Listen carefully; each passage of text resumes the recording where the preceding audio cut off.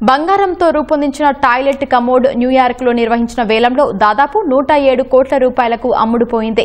ఇది సాధారణ మరుగుదొడ్లలో ఉండే కమోడ్ మాదిరిగానే పనిచేస్తుందని వేలం వేసిన సౌత్ బీ సంస్థ వెల్లడించింది. 18 క్యారెట్ల బంగారంతో 101 కిలోల బరువుతో ఇటాలియన్ కళాకారుడు మౌరిజియో కాటెలాన్ ఈ బంగారపు టాయిలెట్ కమోడ్ను రూపొందించాడు. గతంలో అరటిపండును గోడకు అతికించి వేలంలో పెట్టడం ద్వారా కాటెలాన్ ప్రచారంలోకి వచ్చాడు. అతడు 2 బంగారపు టాయిలెట్ కమోడ్లను తయారు చేశాడు. అందులో ఒకటి 2016లో న్యూయార్క్లో ప్రదర్శనకు ఉంచినప్పుడు అమెరికా అధ్యక్షుడు ట్రంప్కు కొన్నాళ్ల పాటు ఇచ్చేందుకు గుగ్గెన్హీమ్ మ్యూజియం సంసిద్ధత వ్యక్తం చేసింది. అయితే ఆ కమోడ్ ఇంగ్లాండ్లో బ్లెన్హీమ్ ప్యాలెస్లో ప్రదర్శనకు ఉంచినప్పుడు చోరీకి గురైంది.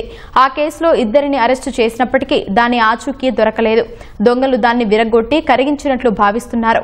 రెండో బంగారపు కమోడ్ను తాజాగా వేలంలో గుర్తు తెలియని వ్యక్తి 107 కోట్ల రూపాయలకు కొనుగోలు చేశాడు. ఈ కమోడ్కు కాటెలాన్ వ్యంగ్యంగా అమెరికా అని పేరు పెట్టాడు.